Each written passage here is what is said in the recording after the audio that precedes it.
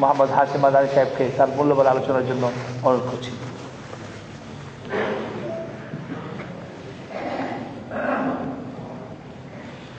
একটা কথা বলে নেই আগেই যে আপনারা কেউ ভিডিও করবেন না, এইভাবে ছবি তো উঠাবেন না, কারণ লাইট জ্বালায় রাখলে চোখের দিকে লাইট লাগে আমাদের।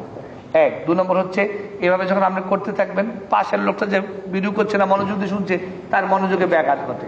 এই জন্য আমাদের এখানে ভিডিও হচ্ছে, ইনশাল্লাহ কিছুদিন পরেই সমস্ত সম্মেলনের সিডিগুলো একত্রিত করে আপনাদেরকে দেওয়া হবে ইনশাল্লাহ, ঠিক আছে?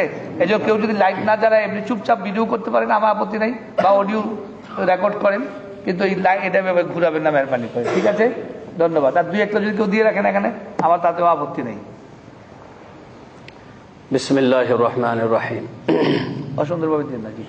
আলহামদুলিল্লাহ আলহামদুলিল্লাহ নাহমাদুহু ওয়া নাস্তাঈনুহু ওয়া নাস্তাগফিরুহু ওয়া নাউযু বিল্লাহি মিন শুরুরি আনফুসিনা ওয়া মিন সাইয়্যাতি আ'মালিনা মান ইয়াহদিহিল্লাহু ফালা মুদিল্লা লাহু ওয়া মান ইউদ্লিলহু ফালা হাদিয়া লাহু ওয়া আশহাদু আন লা ইলাহা ইল্লাল্লাহু ওয়াহদাহু লা শারীকা লাহু ওয়া আশহাদু আন্না মুহাম্মাদান আবদুহু ওয়া রাসূলুহু আম্মা বা'দ ফাইন্না খায়রাল হাদিসি কিতাবুল্লাহ وخير الهدي هدي محمد صلى الله عليه وسلم وشر الأمور محدثاتها وكل محدثة بدعة وكل بدعة ضلالة وكل ضلالة في النار.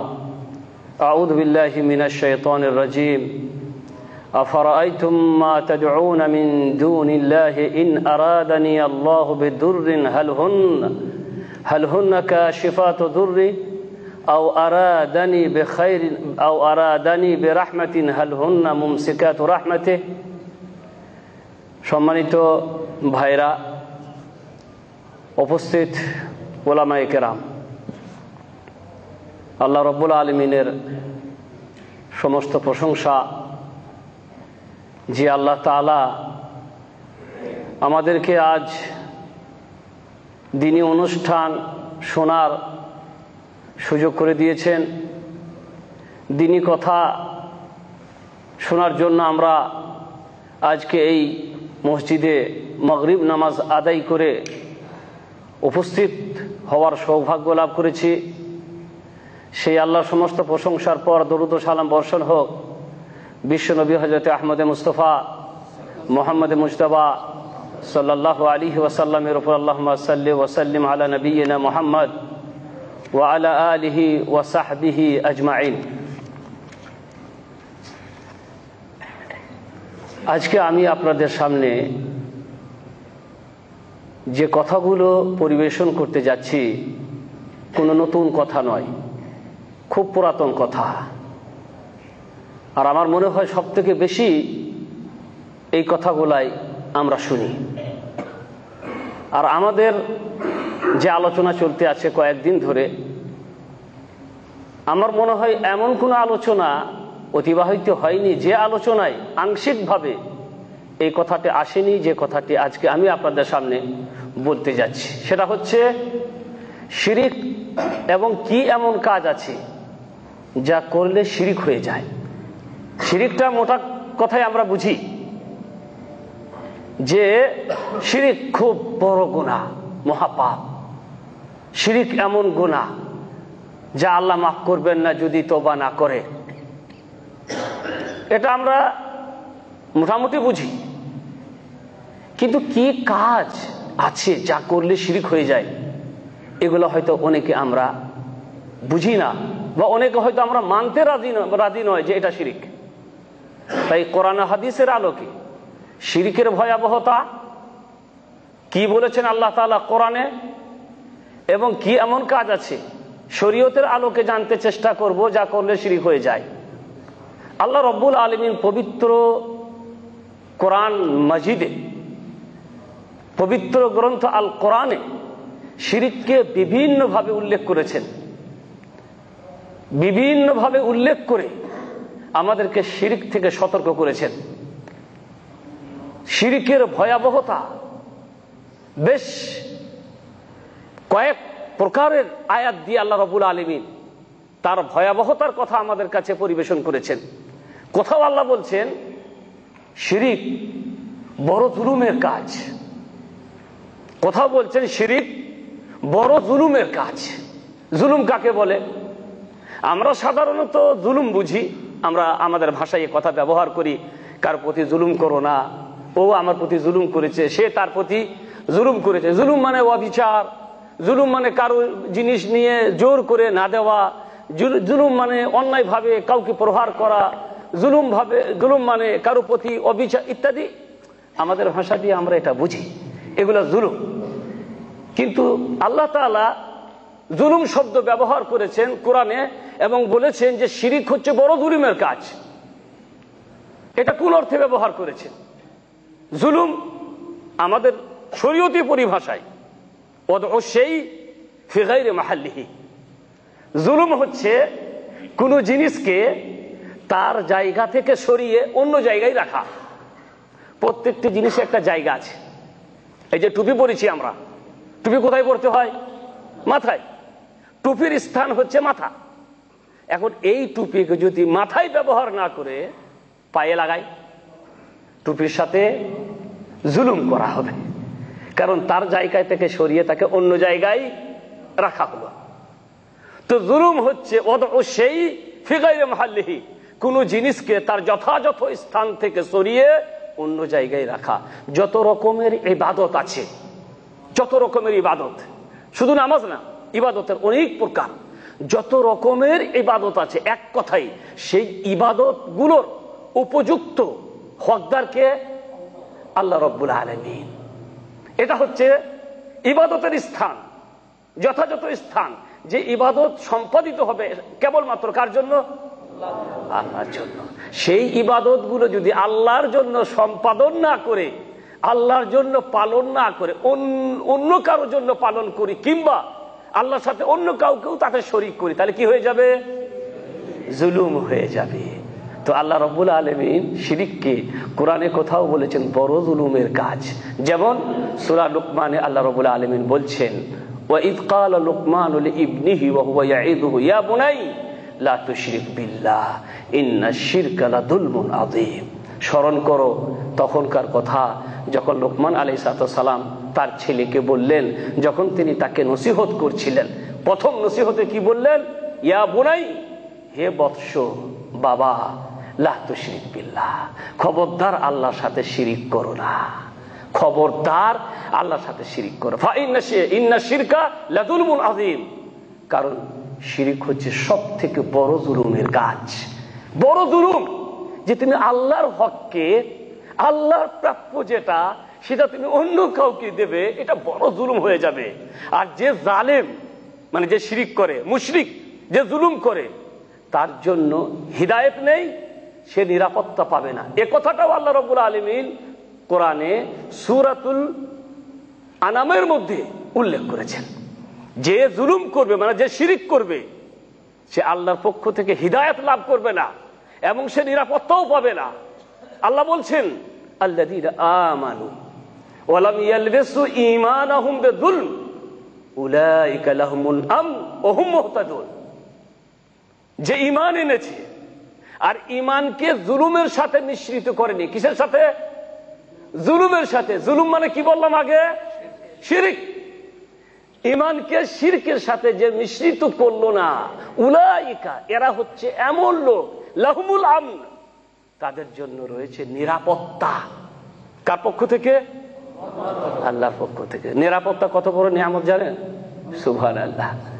মানে নিরাপত্তা বোধ আর নিরাপত্তা যে কত বড় নিয়ামত, তা হয়তো আমরা অনেক সময় এই দেশে সৌদি আরবে অনুভব করতে পারি। সৌদি আরব বিশাল দেশ, বুঝতে পারলেন? বিশাল দেশ। এক জায়গা থেকে আরেক জায়গায় যেতে হলে মনে হয় 1500-2000 কিলোমিটার পর্যন্ত সফর করতে হয়। আমি যেখানে থাকি সেখান থেকে মক্কা হচ্ছে 1600 কিলোমিটার। 1600 কিলোমিটারের পথ পাড়ি দেব, মরুভূমি আর পাহাড় ছাড়া কিচ্ছু নাই। আমি হই যেই হোক না কেন, এই 1600 কিলোমিটারের পথ আমরা পাড়ি দিই, কোনো সময় ছেলে মেয়েদেরকে নিয়ে গাড়ি ছাড়ি চলে যাই, পথের মধ্যে আল্লাহ ছাড়া কার উপায় থাকে না। এর নাম নিরাপত্তা। পাহাড় পর্বত মরুভূমি ছাড়া আর কিছু। মাঝে মধ্যে একটা করে পেট্রোল পাম্প, যারা উমরা করতে গেছেন তারা দেখে হবে, মাঝে মধ্যে একটা করে পেট্রোল পাম্প, যেখানে খাবার ব্যবস্থা, পানির ব্যবস্থা, বাকি আর কিচ্ছু নেই। এই মরুভূমি পথ পাড়ি দিয়ে চলে যাবে যেই হোক না কেন, তার আল্লাহর এই জমিনে সে শুধু আল্লাহ ছাড়া আর কারো ভয় করে না, মানে কোন রকমের কোনো ভয়ের কারণ, এর নাম নিরাপত্তা। আমরা কিন্তু এই নিরাপত্তা থেকে বঞ্চিত। মাগরিব হয়ে গেলে বাইরে কোথাও যাব কি যাব না, পাশের গ্রাম থেকে মৃত্যুর খবর এসছে, এখন সেখানে যেতে হবে। বাড়িওয়ালারা বলছে না যেও না, রাস্তাটা ভালো নয় গো, যাওয়া ঠিক হবে না, কাল সকাল পর্যন্ত অপেক্ষা করো, যা হবে হোক, কি আর করবে, রাতের বেলায় গিয়ে কোথায় বিপদ হয় না হয়। কারণ আমাদের নিরাপত্তা বিরাট জিনিস, বড় নিয়ামত নিরাপত্তা। আল্লাহ বলছে যদি শিরিক হয় নিরাপত্তা থাকবে না। আর আমাদের দেশে কত যে শিরিক হয় তা আমরা খুব ভালো করেই, একটা দেশ না, ভারত, বাংলাদেশ, পাকিস্তান, এই দেশগুলোতে অলিতে গলিতে শিরিকের ছড়াছড়ি, আস্তানা পীরতলা আর তালতলায় ছড়াছড়ি। বুঝতে পারলেন? শুধু মাজার আর মাজার আর আস্তানা আর পীরতলা, যে কত দুর্গা বা দরগার কোনো অভাব নেই। দুর্গাও আছে আর দরগাও আছে, কোনো কিছুর অভাব নাই। তৌহিদের চিরসেবক ভুলে গেছে আর সে তকবীর। দুর্গা নামের কাছাকাছি ওই দরগায় গিয়ে লুটাই শির, দুর্গা নামের কাছাকাছি ওই দরগায় গিয়ে, ওদের দুর্গার আমাদের দরগা, দুর্গা নামের কাছাকাছি ওই দরগায় গিয়ে লুটাই শির। ওদের যেমন রামনারায়ণ, মোদের তেমন মানিক পীর। ওদের কলা ও দইয়ের সাথে মিশে গেছে মোদের ক্ষীর। পার্থক্য কোথায়? আবু তাহের বর্ধমানী সাহেবের লেখা এই কথাটা যেটা আমি বললাম আপনার সামনে, বিরাট মানুষ ছিলেন, বিরাট পণ্ডিত, বিরাট জ্ঞানী মানুষ, অনেক বই লিখেছেন শুধু পীরদের বিরুদ্ধে। পীরতন্ত্রের আজব লীলা, উল্টা বুঝিলিরাম, ধোকা ভাঞ্জন ইত্যাদি অনেক বই তার, সব পীরদের বিরুদ্ধে।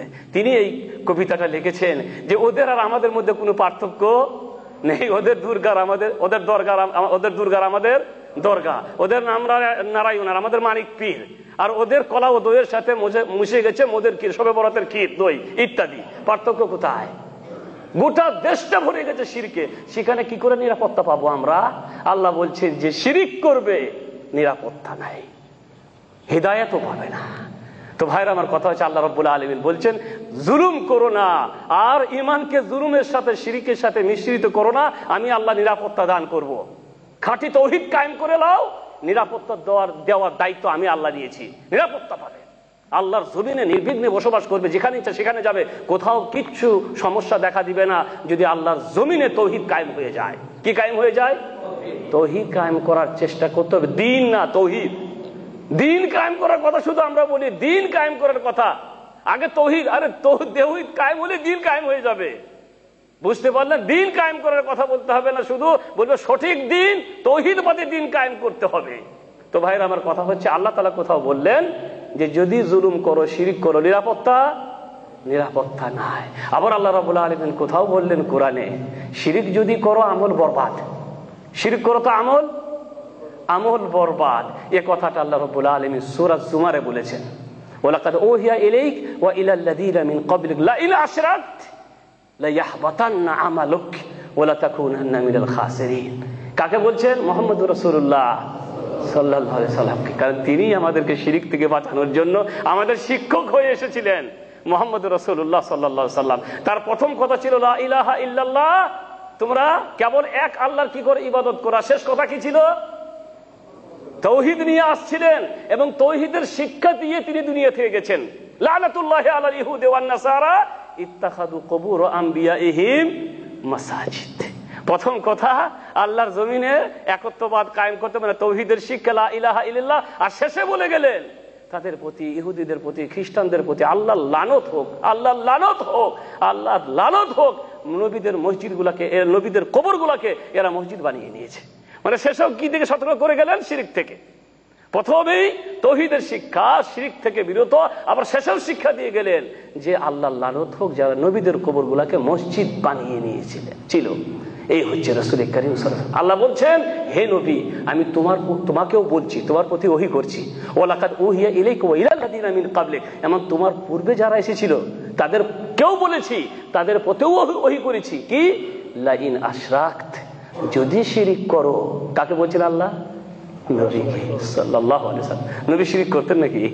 তার মানে বুঝতে পারছেন, রাসূলকে বলার মানে হচ্ছে যে রাসূল আমাদেরকে বলবেন, আমাদেরকে শিক্ষা দিবেন, লা ইন আশরাকত, যদি শিরিক করো লা ইয়াহবাতান্না আমালুক, তোমার সমস্ত আমল বরবাদ হয়ে যাবে, ওয়ালা তাকুনান্না মিনাল খাসিরিন। আর কিয়ামতের দিনে ক্ষতিগ্রস্তদের দলভুক্ত হবে। ক্ষতিগ্রস্ত যারা বিফল হবে, যারা ব্যর্থ হবে, যারা সফল কাম হবে না, তাদের দলে তোমারও নাম থাকবে যদি যদি শিরিক করতো। আল্লাহ তাআলা এখানে কি বললেন যে শিরিক আমলকে কি করে দেয়, নষ্ট করে দেয়। কোরআনে আল্লাহ কোথাও বললেন শিরিকের কারণে আমি পূর্বে অনেক জাতিকে ধ্বংস করে দিয়েছি। কিসের কারণে? শিরিকের কারণে পূর্বে অনেক জাতিকে আমি কি করেছি, ধ্বংস করেছি। আল্লাহ রাব্বুল আলামিন এই কথাটা সূরা রুমের মধ্যে বলেছেন। সূরা রুমের মধ্যে আল্লাহ তাআলা এই কথাটা বলেছে, কুল সিরু ফিল আরদি ফানদুরু কাইফা কানা আকিবাতুল লাযিনা মিন ক্বাবল কানা আকসারুহুম মুশরিকিন। আল্লাহ তাআলা বলছেন নবী মুহাম্মদ রাসূলুল্লাহ সাল্লাল্লাহু আলাইহি ওয়াসাল্লামকে, ওদেরকে বলো সিরু ফিল আরদ, জমিনে একটু ঘোরাঘুরি করো, জমিনে একটু ঘোরাফেরি করো এবং দেখো যে পূর্বে যারা এসেছিল তাদেরকে আমি কি, তাদের পরিণাম কি হয়েছে, তাদের পরিণাম কি হয়েছে। অন্যান্য অনেক আয়াতে আছে পরিণাম কি হয়েছে, ধ্বংস হয়ে করে দিয়েছি, ধ্বংস করে দিয়েছি, জাতিকে একেবারে ধ্বংস করে দিয়েছি। কেন ধ্বংস করেছি? কেন আকসারুহুম মুশরিকিন, তাদের অধিকাংশ লোকরা মুশরিক ছিল। শিরিক করার কারণে আমি কি করেছি, ধ্বংস করে দিয়েছি। কোথাও বললেন শিরিক আমল বরবাদ করে দেবে, কোথাও বলছে শিরিক যারা করবে তাদের নিরাপত্তা নাই, কোথাও বলছে শিরিক যারা করেছে তাদেরকে আমি কি করেছি। আমরা শিরিক করার সাথে সাথে তাহলে কি করে কামনা করতে পারি যে আমরা আল্লাহর জমিনে শান্তিতে বসবাস করব? শিরিক থাকলে আল্লাহ শান্তি দেবেন? কখনোই না। আল্লাহর জমিনকে শিরিক থেকে পাক ও পবিত্র না করা পর্যন্ত কোনোদিন প্রশান্তি বা শান্তি এবং যাকে বলা হয় সুশৃঙ্খল ব্যবস্থা আসতে পারে না। শিরিক থাকলে এগুলা সব হয়ে যায়। আবার আল্লাহ রাব্বুল আলামিন কোথাও বলছেন শিরকের গুনাহকে আল্লাহ কখনোই মাফ করবেন না। এটা আল্লাহ কোথায় বলেছেন? সূরাতুন নিসা, ইন্নাল্লাহা লা ইয়াগফিরু আন ইউশরাকা বিহি ওয়া ইয়াগফিরু মা দুনা যালিকা লিমান ইয়াশা ওয়া মান ইউশরিক বিল্লাহি ফাকাদ ইফতারা ইসমান আযীমা। আল্লাহ তাআলা বলেন অবশ্যই আল্লাহ শিরকের গুনাহকে মাফ করবেন না বা তাকে মাফ করবেন না যে আল্লাহর সাথে কাউকে শরীক করবে। তাকে আল্লাহ কখনোই, এটা আল্লাহর অবধারিত বলতে পারেন কিংবা চূড়ান্ত ফায়সালা বলতে পারেন, যে ফায়সালার আর পুনর্বিবেচনা হবে না। নাকি বিবেচনা করে দেখবেন? পুনর্বিবেচনা হবে না। ইব্রাহিম আলাইহিস সালামের বাপ দুনিয়া থেকে চলে যাবে কি অবস্থায়? শিরিক অবস্থায়। মাফ করবেন আল্লাহ? না। হাদিসের মধ্যে আসছে, বুখারী শরীফে বর্ণিত হয়েছে যে ইব্রাহিম আলাইহিস সালাম তার বাপকে দেখতে পাবেন আল্লাহর সামনে দাঁড়ানো অবস্থায়, বাপের প্রতি দেখে মায়া জেগে উঠবে, আল্লাহর কাছে সুপারিশ করবে, আল্লাহ আমার একটু বাপকে বাঁচিয়ে নেওয়া যায় না? সঙ্গে সঙ্গে আল্লাহ রাব্বুল আলামিন তার বাপকে একটা কুৎসিত জানোয়ার বানিয়ে দিবেন, কুৎসিত জানোয়ার, রক্ত মাখা অবস্থায়, এবং পায়ের কাছে লুটুপুটি করবে, একটু হাত ঠেলা দিবে আর জাহান্নামে গিয়ে পড়বে। সুবহানাল্লাহ। চূড়ান্ত ফায়সালা, যে ফায়সালার কোনো পুনর্বিবেচনা হবে না। কখনোই আল্লাহ মাফ করবেন না। মানে তওবা না করে যদি মারা যায় আল্লাহ অবশ্যই কি করবেন না, মাফ করবেন। আল্লাহ নবীর চাচা আবু তালিব সুবহানাল্লাহ কম সহযোগিতা করেছিলেন আল্লাহ রাসূলের, দ্বীনের সহযোগিতা করেছিলেন, আল্লাহর নবীর সহযোগিতা করেছিলেন, চরম সহযোগিতা গো। আল্লাহর নবীর জন্য জান মাল সব কুরবানি করে দিয়েছিল, সব কুরবানি করে দিয়েছিল। এবং আল্লাহ রাসূলকে বলেছিল তুমি তোমার দ্বীনের প্রচার করো, আমি বেঁচে থাকা পর্যন্ত তোমার শরীরের একটা লোমও কেউ বাঁকা করতে পারবে না। যতদিন আমি আছি এই কাফেররা কিচ্ছু করে, তার প্রভাব ছিল, তার প্রতিপত্তি ছিল, তারা ভয় পেত আবু তালিবকে, বংশ একটা গৌরব ছিল।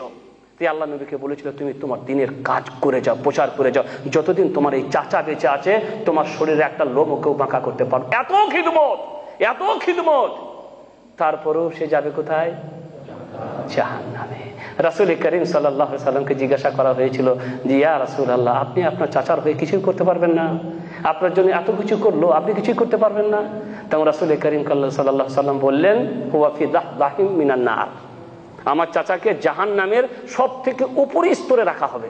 জাহান্নামের নিম্নতর আছে, নিম্ন স্তর যাকে বলে সব থেকে কঠিন। কারা যাবে? মুনাফিকরা। ইন্নাল মুনাফিকিনা ফি দারকিল আসফালি মিনান নার। মুনাফিকরা জাহান্নামের সব থেকে নিম্ন স্তরে গিয়ে পড়বে। আল্লাহ নবী বলছে আমার চাচাকে জাহান্নামের উপরি ভাগে, মানে একটু যেখানে হালকা আযাব হবে সেখানে রাখা। হালকা আযাবটা কি? ইন্নাহু মুনতাইলুম বাইনা আলাই, মুনতাইলুম বাইনা আলাই ইয়াগলি মিনহুমা দিমাগুহু। দুটো জাহান্নামের জুতো পরিয়ে দেওয়া হবে আর সেই জুতোর কারণে তার মাথার মগজ পর্যন্ত ফুটবে। এটা হচ্ছে হালকা আযাব। ওয়ালিয়াযু বিল্লাহ। আল্লাহ আমাদের সবাইকে জাহান্নাম থেকে বাঁচান। আমি বলতে চাইছিলাম ভাইরা, আমরা আল্লাহ চূড়ান্ত ফয়সালা হচ্ছে যে ফয়সালায় কোনো পুনর্বিবেচনা হবে না, সেটা হচ্ছে আল্লাহ কখনোই মুশরিককে মাফ করবেন না। তাহলে আল্লাহ নবীর চাচার খিদমতকে আল্লাহ কি করতেন? কবুল করতেন। কিন্তু না, যেহেতু কালেমা পড়েনি, মুসলমান হয়নি, অতএব তার কোনো কাজ বা কোনো ফল হবে না। আল্লাহ তাআলা বললেন, ইন্নাল্লাহা লা ইয়াগফিরু আন ইউশরিকা বিহি ওয়া ইয়াগফিরু মা দুনা যালিকা লিমান ইয়াশা।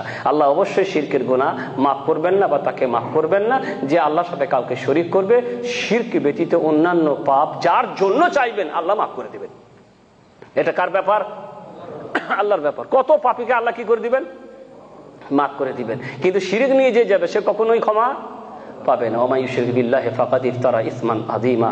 যে আল্লাহর সাথে শিরক করে সে সবথেকে বড় পাপের কাজ করে, সবথেকে বড় অপরাধ করে। তো এখানে আল্লাহ রাব্বুল আলামিন বললেন যে শিরককে আল্লাহ কি করবে না? মাফ করবে না। কোথাও আল্লাহ বলছেন শিরক যে করবে তার জন্য জান্নাত হারাম।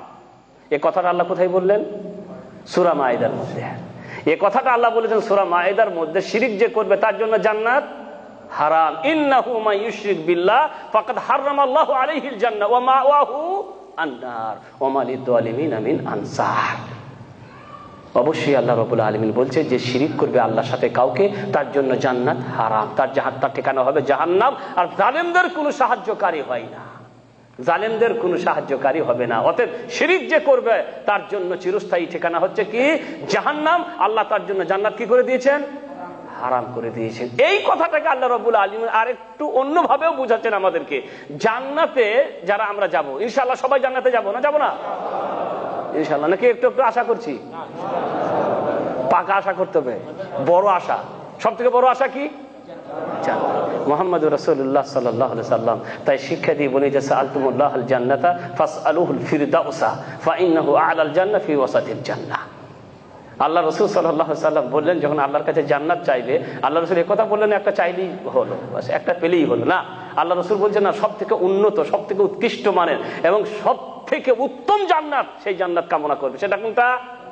জান্নাতুল ফিরদাউস। এ থেকে বুঝতে পারা যায় ও আশা করতেই বড় আশা। আশা কি করতে হয়? আশা করতে হয় বড় আশা, ছোট আশা না, বড় আশা। সেটা হচ্ছে কি? জান্নাত। রাসূল করিম সাল্লাল্লাহু আলাইহি সাল্লামের একজন সাহাবী কাব আল আসলামী, রাবিয়া বিন কাব আল আসলামী রাদিয়াল্লাহু আনহু, আল্লাহর নবীর খিদমত করতেন।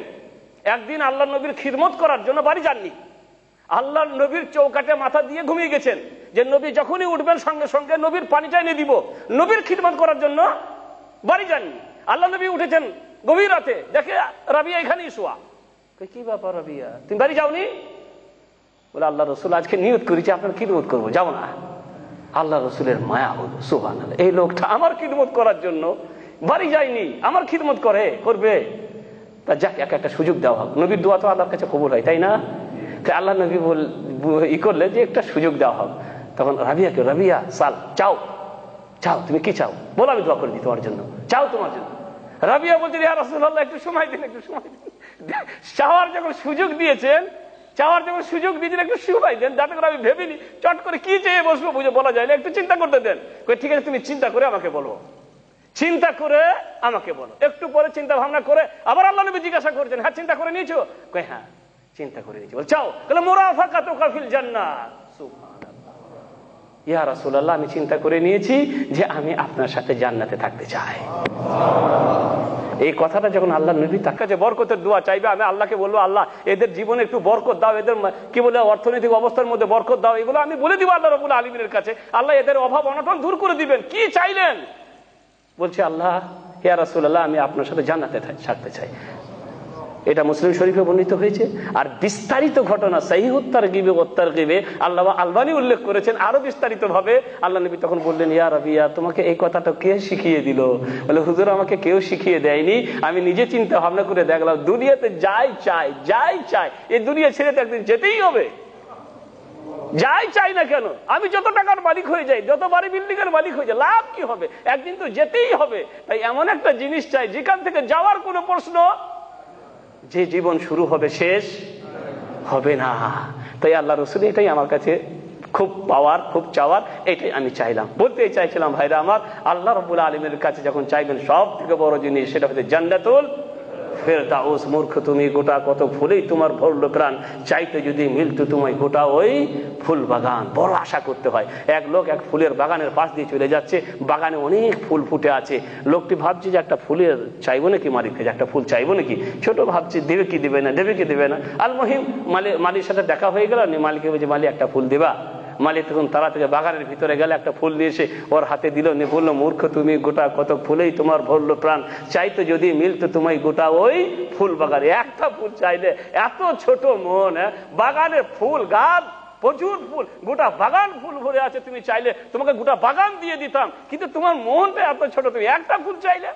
মানে শিক্ষা দিতে চাইছে, চাইতে হলে বেশি করে চাও, আর আশা করতে হলে কি আশা করতে হবে, বড় আশা করতে হবে। আমি বলতে এই চাইছিলাম যে আল্লাহ রাব্বুল আলামিন কোরআনে বললেন যে তার জন্য জান্নাত হারাম, যে কি করবে, শিরক করবে। আর জান্নাতের সব থেকে বড় নিয়ামত কি, আল্লাহর দর্শন। অথবা এই দর্শন থেকেও বঞ্চিত হয়ে যাবে যে কি করবে, শিরক করবে। কাফের আল্লাহকে দেখতে পাবে, কাফেররা আল্লাহকে দেখতে পাবে না। সূরা মুতাফফিফিনে আল্লাহ তাআলা বলেছেন কাল্লা ইন্নাহুম আর রাব্বিহিম লামাহজুবুন, কখনোই না, কাফেররা আল্লাহর দর্শন থেকে বঞ্চিত হবে, কারণ আল্লাহর দর্শন হচ্ছে জান্নাতের সবথেকে বড় বড় নিয়ামত। অতএব আল্লাহ রাব্বুল আলামিন সূরা কাহফের মধ্যে বলছেন কুল ইন্নামা আনা বাশারুম মিসলুকুম ইউহা ইলাইয়া আন্নামা ইলাহুকুম ইলাহুন ওয়াহিদ ফামান কানা ইয়ারজু লিকা রাব্বি ফালইয়ামাল আমালান সালিহা ওয়া লা ইশরিক বিইবাদাতি রাব্বিহি আহাদা। হে নবী তুমি বলে দাও আমি তোমাদের মতনই একজন মানুষ। আপনাদের প্রশ্নপত্রে এসেছিল নবী মানুষ ছিলেন মাটির তৈরি না কিসের তৈরি? উত্তর সঠিক কি ছিল, যে নবী মাটির তৈরি। আমি এখানে একটি কথা বলতে চাই, এই আয়াতটা যখন নাজিল হচ্ছে, কখন নাজিল হচ্ছে মনে করলেন আজ থেকে ১৫০০ বছর আগে নবী করিম সাল্লাল্লাহু আলাইহি সাল্লামের উপরে এই আয়াত কি হচ্ছে, নাজিল হচ্ছে। নবী তুমি বলে দাও যে আমি তোমাদেরই মতো একজন। তখন কি এমন সম্প্রদায় ছিল নাকি যারা নবীকে মানুষ মনে করতো না? যাদের উত্তরে আল্লাহ বলছেন, কোরআনে অনেক কথা আছে যে মুশরিকরা কিছু করেছে, মুশরিকরা কিছু বলেছে, মুশরিকরা ঠাট্টা করেছে, মুশরিকরা বিদ্রুপ করেছে, মুশরিকরা জাদুকর বলেছে আল্লাহ নবীকে, মুশরিকরা কবি বলেছে। আল্লাহ তাআলা তাদের উত্তরে কি দিয়েছেন, আয়াত অবতীর্ণ করে বলছে না এ জাদুকর নয়, এ কবি নয়, এ অমুক নয়, এ তমুক নয়। তো তখন কি মুশরিকরা বা তখন কোন সম্প্রদায় কি এমন ছিল যারা নবীকে মানুষ মনে করতো না?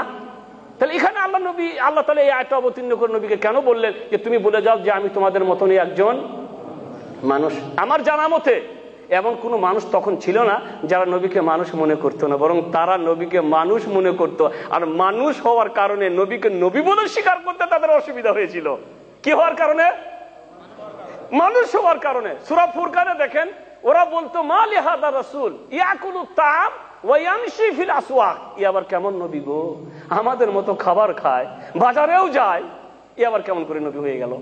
তার মানে নবী তো আমাদের মতনই মানুষ, আমাদের মতনই খাচ্ছে, আমাদের মতনই বাজারেও দরকারে প্রয়োজনে যাচ্ছে, এবার নবী কেমন করে হয়ে গেল? তো নবী মানুষ হওয়ার কারণে তাদের নবী মানতে কি হচ্ছিল, কষ্ট হচ্ছিল। আর আমরা নবীকে নবী বলে মানি, কিন্তু মানুষ মানতে সুবহানাল্লাহ। আমার মনে হয় যে আল্লাহ তাআলা এই আয়াতটা এই ১৫০০ বছর আগে নাজিল করতেন, যখন এমন মানুষ ছিল না, এমন সম্প্রদায় ছিল না। আমাদের জন্য আল্লাহ স্রষ্টা জানেন এমন বেকুম মানুষ দুনিয়াতে আসবে, এমন সম্প্রদায় দুনিয়াতে আসবে, এমন এক যুগ আসবে যে যুগের মানুষরা নবীকে নবী বলে মানবে কিন্তু মানুষ বলে। তাই আল্লাহ তাআলা কোরআনের আয়াত অবতীর্ণ করলো। আয়াত তখনও ছিল, আজও আছে এবং কিয়ামত পর্যন্ত থাকবে তাদের জন্য যারা নবীকে মানুষ বলে মনে করে না। নবী তুমি বলে দাও তোমার বলা কথা কোরআনে রাখবো, ওরা জানবে যে তুমি নিজেই বলে গেছো যে আমি তোমাদের মতনই একজন মানুষ। যদিও যারা নবীকে মানুষ মনে করে না তারা এই আয়াতের অন্য তর্জমা করে, কুল তুমি বলে দাও ইন্নামা আনা, অবশ্যই আমি নই, অবশ্যই আমি নই, মাশারুন মানুষ মিসলুকুম তোমাদের মতো। কি করে দিল তর্জমাটা? গ্রামারের ১২টা বাজাই দিল। তর্জমা সঠিক কিভাবে জানবো আমরা? ভাই প্রত্যেক ভাষায় গ্রামার আছে না? বাংলা ভাষার গ্রামার আছে, ইংরেজি ভাষায় গ্রামার। গ্রামার ছাড়া কোন জিনিসের তর্জমা সঠিক করা, গ্রামার বলে দিবে যে কোথায় কি লাগে। বাংলাতেও গ্রামার আছে, আরবিতেও গ্রামার। তো আরবি গ্রামার বলছে ইন্নামা আনা, অবশ্যই আমি, বাশারুন মানুষ মিসলুকুম তোমাদের মতো। তো মোট কথা হচ্ছে আয়াতের তর্জমাটাকে একটু ভুল করে দিয়ে মানুষকে বোঝাচ্ছে যে হে নবী তুমি বলে দাও আমি তোমাদের মতো মানুষ নয়। ভুল তর্জমা যা মানুষকে বুঝে, আল্লাহ ওদেরকে মাফ করুন। তো বলছিলাম ভাইরা আমার যে তখন এমন মানুষ ছিল না, কিন্তু আল্লাহ জানতেন যে এমন মানুষ অদূর ভবিষ্যতে আবির্ভাব ঘটবে যারা নবীকে মানুষ মনে করবে না। কুল ইন্নামা আনা, নবী মানুষ। বুখারী ও মুসলিম শরীফের হাদিসে রাসূল কারীম সাল্লাল্লাহু আলাইহি ওয়াসাল্লাম নামাজ পড়াচ্ছিলেন। নামাজ পড়াতে পড়াতে নামাজে ভুলে গেছেন। সাহাবারা বললেন, হুজুর আপনি তো ভুলে গেছেন নামাজে। আল্লাহ নবী তাড়াতাড়ি করে নামাজ পূরণ করলেন, সজদা করলেন। সজদা করার পরে তাদের দিকে সম্মুখ করে বললেন, ইন্নামা আনা বাশারুম মিসলুকুম, আমি তোমাদের মতনই মানুষ। আনসা কামা তানসাও, আমিও ভুলে যাই যেমন তোমরা ভুলে যাও। মানুষ কি ভুলে, আমি তোমাদের মতনই মানুষ, আমি ওইভাবে ভুলে যাই যেমন যেভাবে তোমরা কি করো, তোমরা ভুলে যাও। ফাইদা নাসির, যখন আমি ভুলে যাও, ফাযাক্কিরুনি, আমাকে স্মরণ করিয়ে দিও। আমাকে কি করিয়ে দিও, স্মরণ করিয়ে দিও। মোট কথা হচ্ছে রাসূল কারীম সাল্লাল্লাহু আলাইহি সাল্লাম আমাদের মতন মানুষ ছিলেন। আমরাও যেমন বলি, তিনিও ভুলে যেতেন, কিন্তু তার থেকে আল্লাহ রাব্বুল আলামিন একটা জিনিসকে ভোলাতেন না, সেটা হচ্ছে শরীয়তের কোনো বিধিবিধান এমন হয়নি যে নবী কি করে গেছেন, ভুলে গেছেন। এটা কে গ্যারান্টি দিয়েছে? আল্লাহ রাব্বুল আলামিন। আল্লাহ রাব্বুল আলামিন তাই নবীকে বলতেন, যখন ওহীর কথা আসবে তাড়াহুড়ো করার কোনো দরকার নেই, আমি সমস্ত কথাকে, ওহীর সমস্ত বাক্যকে তোমার মধ্যে আমি একেবারে সুরক্ষিত করে দিব। অর্থাৎ এটা হেফাজত করার দায়িত্বকে আল্লাহ রাব্বুল আলামিন নিয়েছেন। তো রাসূল কারীম সাল্লাল্লাহু আলাইহি ওয়াসাল্লাম মানুষ। আমি বলতে চাইছিলাম, আল্লাহ তাআলা বললেন, হে নবী তুমি বলে দাও, আমি তোমাদের মতন একজন মানুষ। ইউহা ইলাইয়া, আমার প্রতি ওহী করা হয়েছে, আন্নামা ইলাহুকুম ইলাহু ওয়াহিদ, যে তোমাদের মাবুদ একক মাবুদ, তোমাদের মাবুদ একক মাবুদ। ফামান কানা ইয়ারজু লিকা রাব্বি, অতএব তোমাদের মধ্যে যে আল্লাহর সাক্ষাৎ কামনা করে, ফালইয়ামাল আমালান সালিহা, সে যেন নেক কাজ করে, ওয়ালাম ইউশরিক বিইবাদাতি রাব্বিহি আহাদা, এবং আল্লাহর ইবাদতে যেন কাউকে শরীক না করে। তাহলে এখানে বুঝতে পারা গেল যে শিরিক করলে জান্নাতও হারাম, আর শিরিক করলে আল্লাহর দর্শনও। কারণ মুশরিকরা বা কাফেররা কোনোদিন আল্লাহর দর্শন লাভ করবে না, আর মুমিনরা আল্লাহ দর্শন লাভ করবে জান্নাতে। এ কথা প্রমাণিত হয়েছে বুখারী ও মুসলিম শরীফের হাদিসে। মুহাম্মদ রাসূলুল্লাহ সাল্লাল্লাহু আলাইহি ওয়াসাল্লাম বলেছেন, জারির বিন আব্দুল্লাহ থেকে বর্ণিত হাদিস, তিনি বলছেন রাসূল কারীম সাল্লাল্লাহু আলাইহি ওয়াসাল্লাম আমাদের কাছেই ছিলেন, আমরা তার সাথেই ছিলাম।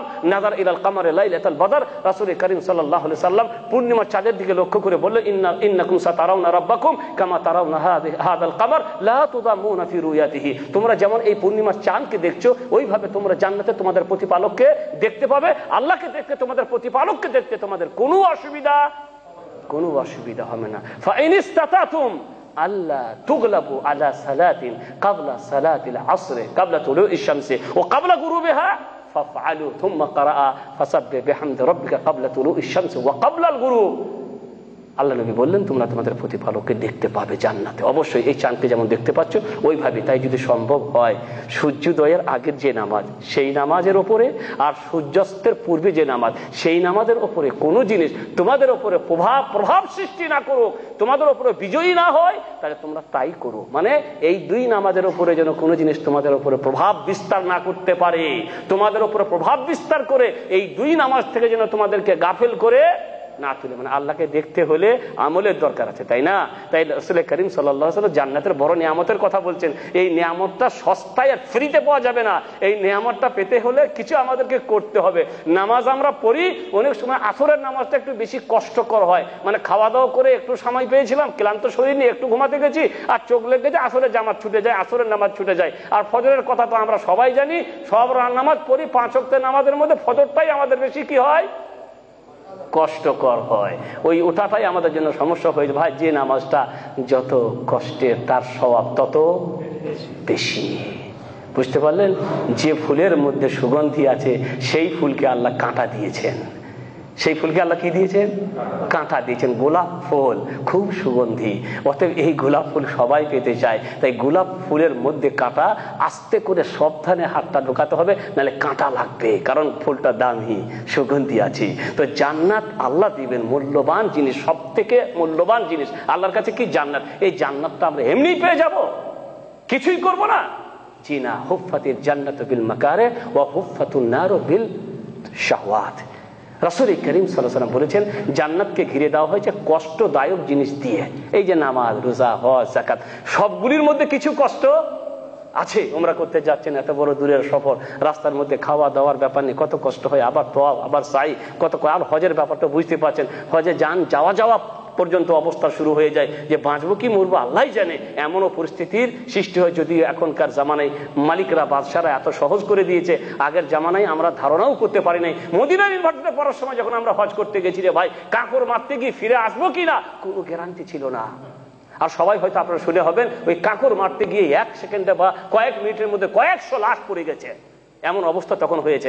এখন সৌদি সরকার আল্লাহ তাদের মানে কবুল করুন মেহনতকে, যে তারা পয়সা খরচ করে এত সহজ বানিয়ে দিয়েছে বলার নাই। তো মোট কথা ইবাদতের কাজগুলোতে কষ্ট আছে, আর এই কষ্ট স্বীকার না করলে তো মূল্যবান জিনিস আল্লাহর জান্নাত পাওয়া যাবে না। তাই আল্লাহ নবী বলছেন আসরের নামাজ আর ফজরের নামাজটা গুরুত্ব সহকারে আদায় করো যদি আল্লাহর কি করতে চাও, দর্শন লাভ করতে চাও। তারপরে আল্লাহ নবী বললেন ফাসাব্বিহ বিহামদি রাব্বিক ক্বাবলা তুলুইশ শামসি ওয়া ক্বাবলাল গুরুব, সূর্য ওঠার আগে আর সূর্য ডোবার পূর্বে তুমি তোমার প্রতিপালকের পবিত্রতার ঘোষণা দাও। মানে নামাজগুলো, এই সময়ের নামাজগুলো সঠিকভাবে আদায় করো। তো আল্লাহ রাব্বুল আলামিন কোথাও বললেন জান্নাত তার জন্য হারাম যে শিরিক করবে, জান্নাতের দর্শনও জান্নাতে সে তার প্রতিপালকের দর্শনও লাভ করবে না যে কি করবে, শিরিক করবে। আর কোন জায়গাতে রাসূল করিম সাল্লাল্লাহু আলাইহি সাল্লাম শিরিকের কথা, শিরিকের ভয়াবহতার কথা আমাদেরকে উল্লেখ করেছে। এ পর্যন্ত আমি কিছু কোরআনে আয়াত বললাম। এবার রাসূল করিম সাল্লাল্লাহু আলাইহি সাল্লাম কি বলেছেন শিরিক সম্পর্কে? আল্লাহ নবী কোথাও বললেন যে শিরিক হচ্ছে সেই 7টি ধ্বংসাত্মক সর্বনাশী আমলের প্রথম, যেটা মানুষকে কি করবে, ধ্বংস করে দিবে। সেই 7টি আমলের কথা রাসূল করিম সাল্লাল্লাহু আলাইহি সাল্লাম, 7টি কাজের কথা রাসূল করিম সাল্লাল্লাহু আলাইহি সাল্লাম বুখারী আর মুসলিম শরীফের হাদিসে উল্লেখ করেছেন। ইজতানিবু সাবআল মুবিকাত, ক্বালু ইয়া রাসূলুল্লাহ ওয়া মা হুন, ক্বালা আশ-শিরকু বিল্লাহ ওয়াস-সিহর ওয়া কাতলুন নাফসুল্লাতী হারামাল্লাহু ইল্লা বিল হক ওয়া আকলুর রিবা ওয়া আকলু মালাল ইয়াতীম ওয়া তাওয়াল্লি ইয়াওমাজ যাহফ ওয়া কাযফুল মুহসিনাতিল মুমিনাতিল গাফিলাত।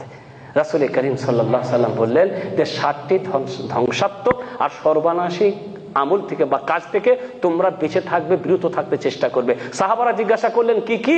আল্লাহ নবী প্রথমে বললেন শিরিক, যে কাজটা তোমাদের ধ্বংস করে ছাড়বে, মারাত্মক কাজ, সেটা হচ্ছে শিরিক। তোমাদের আমলও বরবাদ, যা আমরা পরে জানলাম কোরআনের আয়াত থেকে। তো এই কাজ তোমাদেরকে ধ্বংস করে থাকবে। 2 নম্বরে জাদু কিন্তু মানুষকে ধ্বংস করে থাকবে। 3 নম্বরে এমন প্রাণীকে হত্যা করা যাকে হত্যা করা হারাম করা হয়েছে শুধু হক পন্থা ছাড়া। মানে মানুষ হত্যা করা কি হারাম, কিন্তু অন্যায়ভাবে হত্যা করা হওয়া। ন্যায়ভাবে হত্যা করা কি জায়েজ। ন্যায়ভাবে কে হত্যা করবে? এখন ইসলামী প্রশাসন, শাসক ব্যবস্থা প্রমাণিত হয়ে গেছে এ কাউকে হত্যা করেছে, কেসাসের দায় তাকে কি করা হবে, হত্যা করে। এটা ন্যায় হত্যা। এটা কি হত্যা? ন্যায় হত্যা। এই ন্যায় হত্যা কিন্তু আবার আমরা নিজে মনে করলে চলবে না। এখন মনে করলে চুরি করার শাস্তি হাত কাটা। আমাদের সমাজে একটা লোক কি করেছে, চুরি করেছে, 3-4 জন মাতবর মিলে আমরা তাকে ধরলাম, আমরা হাতটা কেটে ফেললাম। তারপর প্রশাসনের লোকজন হলে কি ব্যাপার, বলে কোরআন অনুযায়ী আমল করেছি, প্রতিবাদ করো, তোমরা কোরআন মানতে দিবে না। এ হচ্ছে ভুল বোঝাবুঝি, বুঝতে পারলেন? জি, কোরআনে আছে এই আয়াত যে চোরের শাস্তি হাত কাটা, কোরআনে আছে হত্যার পরিবর্তে হত্যা, কিন্তু এটা আমাকে আর আপনাকে এই আইন কার্যকরী করার অধিকার দেওয়া হয়নি। এই আইন কার্যকরী করবে কে? প্রশাসন, দেশের মালিক, দেশের আমির, দেশের যাকে নেতা নির্বাচন করা হয়েছে। এখন আমাদের সেরকম নেতা নেই, এর জন্য আল্লাহ রাব্বুল আলামিনের কাছে আমরা ফরিয়াদ তুলে রাখবো, বিচার তিনি করবেন, বিচার তিনি করবেন। তো ভাইরা আমার কথা হচ্ছে ন্যায়ভাবে হত্যা করা জায়েজ। তারপর বলে ও আকলু মালাল ইয়াতীম, আকলুর রিবা, সুদ খাওয়া ধ্বংসাত্মক আমল, এতিমের মাল ভক্ষণ করা ধ্বংসাত্মক আমল, আর যুদ্ধের ময়দান থেকে পালিয়ে আসা এটাও ধ্বংসাত্মক আমল, সর্বনাশী আমল। আর শেষে বললেন কাযফুল মুহসিনাতিল মুমিনাতিল গাফিলাত, সতী সাধী মুমিনা নারীর উপরে মিথ্যা চারিত্রিক দোষারোপ করা। একটা মেয়ে আপনার পাড়ার, তাকে বিয়ে করার জন্য অন্য গ্রাম থেকে লোক এসছে দেখার জন্য, মেয়ে ভালো, কোনো চারিত্রিক দোষ নেই, বাড়িটাও ভালো, পরিবার ভালো, কিন্তু আপনার হিংসা আছে ওই বাড়ির প্রতি। আপনাকে জিজ্ঞাসা করলো ভাই আমরা অমুক গ্রাম থেকে এসছি, আপনি কোথাও? বলে আমি এই পাড়াতেই থাকি। তো ভাবছি এই পাড়ারই লোক, তো এরা তো ভালো জানবে। সাধারণত এরকম হয়, মসজিদে নামাজ পড়তে গিয়ে জিজ্ঞাসা করে নেবে কাউকে, মানে ওই জামাই বাড়ির লোকেরা কিংবা কি বলে মেয়ে বাড়ির লোকেরা মসজিদে গিয়ে কাউকে জিজ্ঞাসা করে নেবে। মানুষ জানে যে হিংসার ব্যাপারেও কিছু হতে পারে, পট করে জিজ্ঞাসা করিল ভাই এই বাড়িতে আমরা একটা সম্পর্ক করতে চাইছি, ছেলের বিয়ে দিতে চাইছি, মেয়েটা কেমন? এই বাড়িতে? সুবহানাল্লাহ, এই তো সর্বনাশ গো, বরবাদ হয়ে যাবেন, খবরদার এ কাজ করেন না। এ মেয়ে বাজারে ঘুরে বেড়ায়, এ মেয়ে অমুক, এ মেয়ে তমুক। সুবহানাল্লাহ, আপনার ছোট্ট একটি কথা গোটা পরিবারটাকে ডুবিয়ে দিল, ওই মেয়েটার জীবনটা বরবাদ করে দিল। আপনার মুখের ছোট কথাটা কত সর্বনাশী কথা, আপনি চিন্তা করলেন, কত সর্বনাশী কথা, আপনি ওই মেয়েটার জীবন বরবাদ করে দিলেন। একটা ছোট্ট কথার কারণে। তাই রাসূল করিম সাল্লাল্লাহু আলাইহি ওয়াসাল্লাম বলছেন মিথ্যা দোষারোপ ধ্বংসাত্মক আমল। তো এই হচ্ছে রাসূল করিম সাল্লাল্লাহু আলাইহি ওয়াসাল্লামের সতর্কবাণী যে শিরক হচ্ছে এমন কাজ যা তোমাকে কি করে ছাড়বে, ধ্বংস করে থাকবে। আর আল্লাহ নবী বললেন আর একটা শিরকের ব্যাপারে যে শিরিক না করে যদি কেউ মারা যায়, শিরিক না করে যদি কেউ মারা যায়, অন্য পাপের কারণে যদি সে জাহান্নামে চলে যায়, তাহলে সে জাহান্নামে চিরস্থায়ী হবে না, একদিন না একদিন জাহান্নাম থেকে সে অবশ্যই বের হয়ে জান্নাতে যাবে। এ কথা বলেছেন রাসূল করিম সাল্লাল্লাহু আলাইহি সাল্লাম বুখারী আর মুসলিম শরীফের হাদিসে। রাসূল করিম সাল্লাল্লাহু আলাইহি সাল্লাম বলছেন ইয়াদখুলু আহলুল জান্নাতিল জান্নাতা ওয়া আহলুন নারিন নার ফায়াকুলু আল্লাহু তাবারাকা ওয়া তাআলা আখরিজু মিনান নারি মান কানা ফি কলবিহি মিসকালা হাববাতিন মিন খারদালিন মিন ঈমান। জান্নাতীরা জান্নাতে চলে যাবে, জাহান্নামীরা জাহান্নামে চলে যাবে। তারপরে আল্লাহ রাব্বুল আলামিন বলবেন জাহান্নাম থেকে এমন লোকদেরকে বের করে নিয়ে আসো যাদের অন্তরে সরিষার দানা পরিমাণ ঈমান আছে। তার মানে বুঝতে পারছেন যে এই ঈমানটা কিন্তু শিরকযুক্ত ঈমান। ওই যে আগে শুনলাম যে ঈমানের সাথে শিরক মিশ্রিত হয়ে গেছে তারা কোনোদিন জান্নাতে যাবে না, তারা নিরাপত্তাও পাবে না।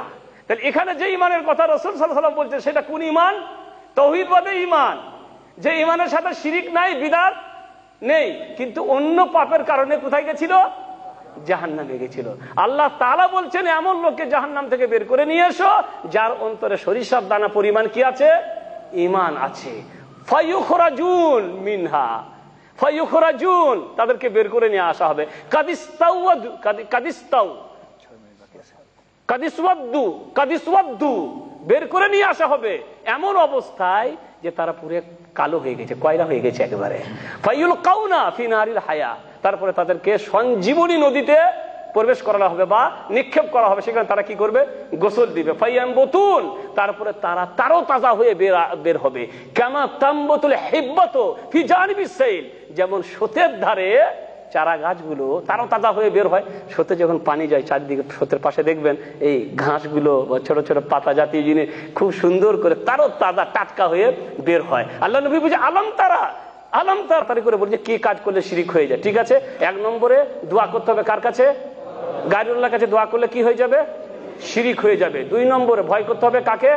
আল্লাহকে। গায়রুল্লাহকে ভয় করলে কি হয়ে যাবে? শিরিক হয়ে যাবে। কিন্তু সাপকে যে ভয় করি, বাঘকে যে ভয় করি, এগুলা কি হবে? শিরক হবে। এই জন্য কারণ অনেক সময় হুজুরা ফাঁসি দিবে, বুঝতে পারো যে আমরা বলি বিদাত গুমরাহি, তখন ফট করে বলবে আরে নবীর জামানায় ঘড়ি ছিল না, অমুক ছিল না, তমুক ছিল না, তো এগুলো তো বিদাত হয়ে গেল। ওই জন্য বিদাত মানে ওই বিদাত যে বিদাত দিনের নামে করি সেটা হচ্ছে বিদাত, আর যার সাথে দিনের কোনো সম্পর্ক না সেটা কি নয়? বিদাত নয়। তো যে ভয়টা প্রাকৃতিক ভয়, স্বভাবগত ভয়, সাপকে দেখে ভয় করা, বাঘকে দেখে ভয় করা, এগুলো কি ভয়? প্রাকৃতিক ভয়। কিন্তু মানুষের তৈরি করা ভয়, বলে এই আস্তানায় যদি টাকা না দাও তোমার গাড়ি কি হবে? উল্টেই দেওয়া হবে। যদি নতুন বাড়িতে মিলাদ দিয়ে না যাও বাড়িতে ভূত ঢুকবে। যদি নতুন বাড়ির চতুর্দিকে 4টা মাটির ভাঁড় এবং 4টা পেরেক গেড়ে নিয়ে বাড়িটাকে বন্ধ না করো তোমার বাড়িতে ভূত বাস করবে, জিন ঢুকবে। এই সব ভয় তৈরি করা আমাদের ভয়, যা হুজুরা বানিয়ে দিয়েছে। এগুলা কোনো ভয় নয়, এ ভয় আমি তৈরি করেছি। এমন ভয় করে যদি কোনো কাজ করি তাহলে কি হবে? শিরিক হবে। ইন্নামা যালিকুমুশ শাইতানু ইখাবিফু আউলিয়া ফালা তাখাফুহুম ওয়া খাফুনি ইন কুনতুম মুমিনিন। আল্লাহ বলছেন শয়তান তোমাদেরকে তার বন্ধুদের ভয় দেখায়। ওই যে বললাম এই গাড়ি নিয়ে যাবে, তোমার গাড়ি উল্টি দেওয়া হবে, যদি নতুন বাড়িতে যাও, যদি মিলাদ না দাও তোমার এই হবে, তোমার তাই হবে, তাবিজ ব্যবহার না করলে তোমার ছেলের ক্ষতি হবে। এগুলো শয়তানের দেখানো ভয়। এ তোমাদেরকে তার বন্ধুদের ভয় দেখায়। ফালা তাখাফুহু, খবরদার তাদেরকে ভয় করো না। ওয়া খাফুনি, আমাকে ভয় করে। ইন কুনতুম মুমিনিন, যদি তোমরা মুমিন হয়। তোমার কথা হচ্ছে ভয় কেবল করবো কাকে? একমাত্র আল্লাহকে। জবাই করলে কার নামে জবাই করতে হবে? আল্লাহর নামে আর আল্লাহর উদ্দেশ্যে। ওই মাজার গুলাতে, কবর গুলাতে যে সমস্ত নজরানা পেশ করা হয় সেগুলো কিন্তু আল্লাহর নামেই জবাই হয়। কার নামে? কিন্তু দেওয়া হয়েছে কার উদ্দেশ্যে? অতএব আল্লাহর নামে জবাই হলেও এটা শিরিক, উদ্দেশ্য খারাপ। অতএব জবাই হবে কার নামে? ইন্না সালাতি ওয়া নুসুকি ওয়া মাহইয়া ওয়া মামাতি লিল্লাহি রাব্বিল আলামিন। এইভাবে নজর করবেন, নজর মানবেন, তাও আল্লাহর উদ্দেশ্যে। কার উদ্দেশ্যে?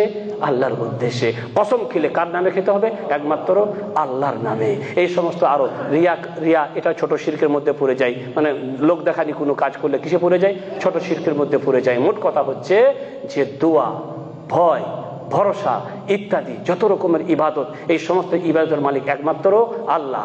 মানুষ কেউ আপনার কোনো ক্ষতি করতে পারবে এমন বিশ্বাস করবেন না। আল্লাহ না চাইলে কেউ কারো কোনো ক্ষতি করতে পারবে না। তিরমিজি শরীফে হাদিস বর্ণিত হয়েছে, আল্লাহ রাসূল সাল্লাল্লাহু আলাইহি ওয়াসাল্লাম বলেছেন, ওয়া'লাম আন্নাল উম্মাতা লাযিজতামাআত واعلم ان الامه لا اجتمعت على ان ينفعوك بشيء لم ينفعوك الا بشيء قد كتبه الله لك ولا اجتمعوا ان يضرك بشيء لم يضرك ইল্লা বিশাইইন قد كتبه الله عليك। রাসূল করিম সাল্লাল্লাহু আলাইহি ওয়াসাল্লাম বলছেন, সমস্ত উম্মত যদি একত্রিত হয়ে যায় যে তোমার কোনো ক্ষতি করবে, তবে তারা ততটাই ক্ষতি করতে পারবে যতটা ক্ষতি আল্লাহ তোমার জন্য কি করেছেন, লিখে রেখেছেন। আর তারা যদি একত্রিত হয়ে যায় যে তোমার কোনো উপকার করবে, তারা হয়তো ততটাই উপকার করতে পারবেন যতটা উপকার আল্লাহ রাব্বুল আলামিন তোমার ভাগ্যে লিখে রেখেছেন। অতএব আল্লাহর ইচ্ছা ছাড়া কেউ কারো কিছুই করতে পারে না। প্রথমে যে আয়াতটা পড়েছিলাম সেই আয়াতটা তর্জমা করি, আমি শেষ করে দিচ্ছি। আফারাআইতুম মা তাদউনা মিন দুনিল্লাহ ইন আরাদানি আল্লাহু বিদুর হাল হুন্না কাশিফাতু দুররি আও আরাদানি বিরাহমাতিন হাল হুন্না মুমসিকাতু রাহমাতি কুল হাসবিয়াল্লাহ ওয়া আলাইহি ইয়াতাওয়াক্কালুল মুতাওয়াক্কিলুন। আল্লাহ রাব্বুল আলামিন বলছে, আল্লাহকে বাদ দিয়ে তোমরা যাদেরকে ডাকাডাকি করো তাদের ব্যাপারে তোমাদের কি ধারণা? আল্লাহ যদি আমার কোনো ক্ষতি করতে চান তাহলে কি তারা এই ক্ষতি থেকে আমাকে রক্ষা করতে পারবে? প্রশ্ন করা হচ্ছে, কখনোই পারবে না। আর আল্লাহ যদি তার কোনো রহমত আমার উপরে নাযিল করতে চান, তারা কি সেই রহমতকে রোধ করতে পারবে? তা কখনো। কুল হাসবিয়াল্লাহ, হে নবী তুমি বলো আল্লাহ আমার জন্য যথেষ্ট। আলাইহি ইয়াতাওয়াক্কালুল মুতাওয়াক্কিলুন, তারই উপরে ভরসা করবে যারা ভরসাকারী। ভাইরা, আমার কথা হচ্ছে কয়েক রকম ভাবে বিভিন্ন আকারে আল্লাহ রাব্বুল আলামিন শিরকের ভয়াবহতাকে কোরআনে আমাদেরকে বুঝিয়েছেন।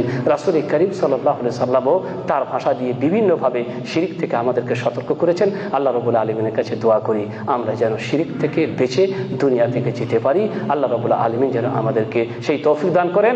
সাল্লাল্লাহু আলা নবিয়িনা মুহাম্মদ ওয়া আলা আলিহি ওয়া সাহবিহি আজমাইন। আসসালামু আলাইকুম ওয়া রাহমাতুল্লাহি ওয়া বারাকাতুহু। জাযাল্লাহু শাইখানা। আল্লাহ রাব্বুল আলামিন আমাদের শেখকে উত্তম বদলা দান করুন। অত্যন্ত গুরুত্বপূর্ণ আলোচনা হয়েছে শিরকের উপরে, কারণ আল্লাহ রাব্বুল আলামিনের সর্বোচ্চ গুরুত্বপূর্ণ আদেশ হচ্ছেন ওয়া'বুদুল্লাহ, তোমরা আল্লাহ রাব্বুল আলামিনের ইবাদত করো। আর সর্বোচ্চ নিষেধ হচ্ছে ওয়ালা তুশরিকু বিহি শাইআ, যে আল্লাহর সাথে তোমরা শিরক করো না। কারণ যদি শিরক মুক্ত ইবাদত থাকে তাহলে নিশ্চিত জান্নাতে যাওয়া যাবে। ইমানদার যদি শিরকে আকবার থেকে বেঁচে থাকে, বড় শিরক থেকে, তাহলে জাহান্নামে যাওয়ার পরেও মুক্তি আছে। আর যদি যত বেশি ইবাদতই করুন না কেন, যদি শিরক মুক্ত না হয় তাহলে ইবাদতের কোনো মূল্য নেই। আমরা এখন আমাদের এটা শিরকের সাথে যুক্ত। এই ভাই দুটি প্রশ্ন করেছেন, প্রথম প্রশ্নটার জবাবটাই আমরা দিতে চাচ্ছি। প্রথম প্রশ্নটা হচ্ছে মসজিদের পাশে কবর দেওয়া যাবে কিনা এবং দিলে কত দূরে দেওয়া যাবে। আর দ্বিতীয় প্রশ্ন হচ্ছে নামাজে যে সূরা ফাতিহা ওয়ালা দাল্লিন বলবে না যালিন বলবে, এটা কারীদের ব্যাপার। এটা দাদ যেখান থেকে উচ্চারণ হয় সেখান থেকে হবে, কাজে এটা কারিয়ানা প্রশ্ন। এখন আমি আশা করি কবরের বিষয়টা উত্তর দেবেন। আলহামদুলিল্লাহ ওয়াসসালাতু ওয়াসসালামু আলা রাসূলিল্লাহ, আম্মা বাদ। দেখেন, প্রথমত কবরস্থানই দিতে হয়। সাধারণ মুসলিমদের যেখানে কবর আছে, প্রত্যেক সমাজের প্রত্যেক গ্রামের বা শহরের একটা কবরস্থান থাকে, আম কবরস্থান, সাধারণ কবরস্থান। কোনো বিশেষত্ব না রেখে কাউকে নির্দিষ্ট জায়গাতে কবর না দিয়ে কবরস্থানেই কি দিতে হয়, কবর দিতে হয়। কারণ আজকে আপনি মসজিদের পাশে দেন, যেখানেই দেন, কালকে হয়তো এটা অন্য ধারণার সৃষ্টি হবে, যেখানে তার বিশেষত্ব আছে বলেই পাশে কি দেওয়া হয়েছে, কবর দেওয়া হয়েছে আলাদা করে। মানে ইনি কোনো বিশেষ মানুষ, কোনো অলিটলি হবে হয়তো। আজকে আমরা মরে গেলাম, কালকে এই সব শয়তানি চক্রান্ত শুরু হবে, বুঝতে পারলেন? যার কারণে অনেক কবর এমনও পাবেন, অমন মাজার এমনও পাবেন যে মাজারের নিচে কোনো মানুষই নাই, কিন্তু হয়ে গেছে, কোন সময় কিভাবে হয়ে গেছে। তো এগুলা ফিতনার জন্ম দিবে। সব থেকে বড় ফিতনা হচ্ছে শিরিক, ঠিক আছে? তো মসজিদের পাশে কবর না দিয়ে কবর দিবেন কবরস্থানে, যেখানে সাধারণ মুসলিমদের কবর আছে। বাকি থাকছে যে কোনো কারণে যেতে পারছি না, কোনো অসুবিধার কারণে সেখানে যাওয়া যাচ্ছে না, কোনো পেরেশানির কারণে কিছু হয়ে গেছে আর কি, তা কবরটা তো কবর দিতেই হবে। তো মসজিদ থেকে দূরে যেখানে সম্ভব সেখানে দিবেন। প্রথমত যদি সম্ভব হয় কবরস্থান যেখানে, সেখানেই কবর দিতে হবে। বাকি মসজিদ থেকে দূরে যদি কোনো সমস্যার কারণে দেন সেটা আলাদা কথা, সেটা হচ্ছে আলাদা কথা। আপনাকে সেখানে কবর দিতে দেবে না, সেখানে আপনার শরিকানা নেই, আপনাকে আপনার জায়গাতেই কি দিতে হবে, কবর দিতে হবে, যেটা আপনার নিজস্ব জায়গা হতে পারে। এরকম যদি কোনো ব্যাপার থাকে তাহলে আপনার মসজিদ থেকে দূরে দিবেন। মোট কথা হচ্ছে যেখানে কবরস্থান আছে সেখানে কবরস্থানেই কবর দিতে হবে। বিশেষ করে কোনো জায়গাতে কবর দিলে আজ বাদ কাল একটা ফিতনার সৃষ্টি হবে, যার সত্যতা বা হাকিকাত সম্পর্কে অন্যরা জানবে না। আল্লাহ তৌফিক দান করুন। যে সিজদা কি আল্লাহর পায়ে করা হয় না আল্লাহর জন্য উদ্দেশ্যে করা হয়? এটা প্রথম শুনছি মনে, সিজদার পায়ে, আল্লাহর পায়ে সিজদা করা হচ্ছে, কি বলেন শেখ? আপনি বলছি ভাই, হাদিসের মধ্যে আছে রাসূল করিম সাল্লাল্লাহু আলাইহি ওয়াসাল্লাম বলেছিল, বান্দা যখন সিজদারত অবস্থায় থাকে সে আল্লাহর খুব কাছাকাছি হয়ে যায়। এইটা সহিহ হাদিসের কথা, যে বান্দা যখন সিজদা করে এই সিজদারতর যে অবস্থাটা এটা খুব আল্লাহর কাছাকাছি অবস্থা আর কি। এই সময় দোয়া করলে আল্লাহ দোয়া কবুল করে। ফাআকসারু ফিহি দোয়া, তোমরা তাতে খুব বেশি বেশি কি করো, দোয়া করো। বাকি আল্লাহর পায়ে সিজদা করা হয় এ কথা একেবারে ভিত্তিহীন, যার কোনো দলিল বা যা কোনো সহিহ হাদিসে প্রমাণিত হয়, বিভ্রান্তমূলক কথা এসব আর কি। তো যা রাসূল করিম সাল্লাল্লাহু আলাইহি ওয়াসাল্লাম থেকে প্রমাণ নেই তা আমরা বলবো না, বরং বলবো যে এতটুকু যে সিজদারত অবস্থায় বান্দা আল্লাহর খুব কাছাকাছি হয়, ওই সময় খুব বেশি বেশি করে দোয়া করতে হয়।